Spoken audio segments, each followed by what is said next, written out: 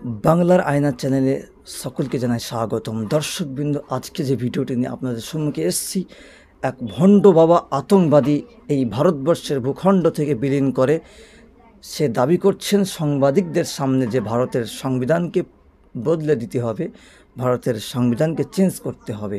আমি বলতে চাই, সেই ভণ্ড বাবার সাহস কোথা থেকে পাই যে ভারতের সংবিধান পাল্টানোর কথা বলে? তাহলে ভারতের সংবিধান যিনি লিখেছেন তিনি কি ভুল করে গেছেন?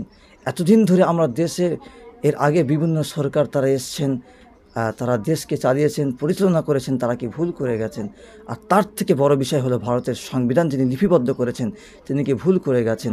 এই সমস্ত গাঁজাখোর, মদখোর, গোবরখোর, মুতখোর এবং ভণ্ড বাবা কোথা থেকে আসে আর কোথা থেকে আবিষ্কার হয়? আর ভারতের ভূখণ্ড থেকে তারা বিলীন করে, আর ভারতবর্ষ থেকে তারা এমন এমন কথা সোশ্যাল মিডিয়ায় তুলে ধরে, তাদের কোনো আইনের আওতায় আনা হয় না কেন?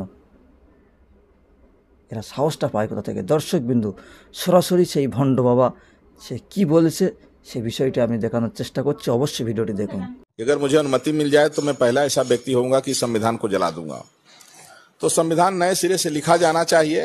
और वैसे भी पहले लोग कुआं का पानी पीते रहे हैं, इसके बाद जो है अब समय बदल गया, फिर नल आ गया, तो धीरे धीरे जो है समय के हिसाब से परिवर्तन जरूरी है। जैसे कोई पुरानी बिल्डिंग थी अब फिर बदल जाती है, तो संविधान देश को चलाने के लिए होता है। संविधान मतलब देश की एक व्यवस्था कैसे बनेगी, तो समय के हिसाब से संविधान चेंज होना चाहिए। বিশ্বের ভূখণ্ডে ভারতের সংবিধান এর মান অনেকটা আছে।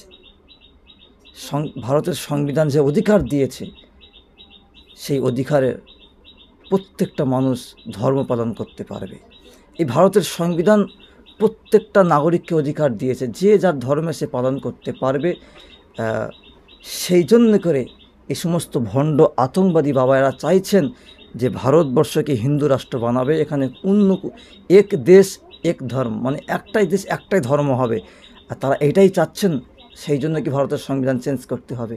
এবং ভারতের সংবিধানে যে সমস্ত নিয়ম আছে, সেই সমস্ত নিয়ম ওদের মনের মধ্যে বা ওদের মধ্যে সেটা সামঞ্জস্য না হওয়ার কারণে কি চেঞ্জ করা হবে?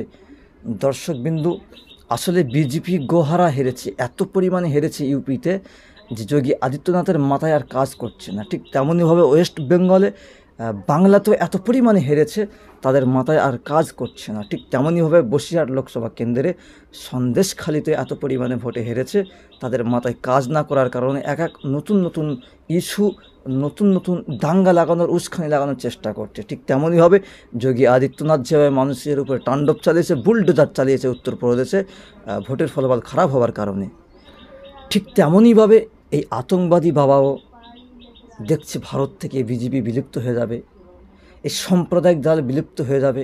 আমাদের বাঁচাবে কে? আমাদের যে দাঙ্গা লাগানোর চেষ্টা, আমরা যে এমন এমন ইস্যু দিয়ে দাঙ্গা লাগানোর চেষ্টা করি, কে আমাদের বাঁচাবে? ভণ্ডমি করে খেতে পারবো না।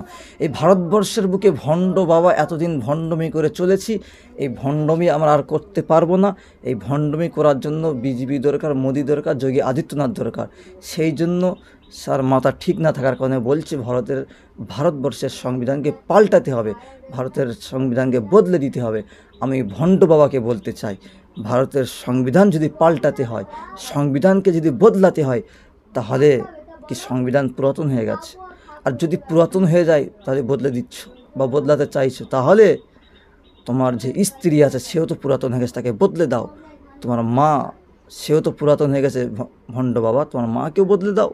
এই সমস্ত গোবরখোর, মুতখোরদের মাথায় শুধু ইস্যু এবং সাম্প্রদায়িক দাঙ্গা লাগানোর চেষ্টা, এদের থেকে সর্বদাই দূরে থাকতে হবে। এবং এই বাংলার ভূখণ্ডে তাদের কোনো জায়গা নাই, কোনো ঠাঁই নাই। এই বড় বড় ভাষণ দিয়ে, ইস্যু দিয়ে, উস্কানি দিয়ে বাংলার বুকে চলবে না।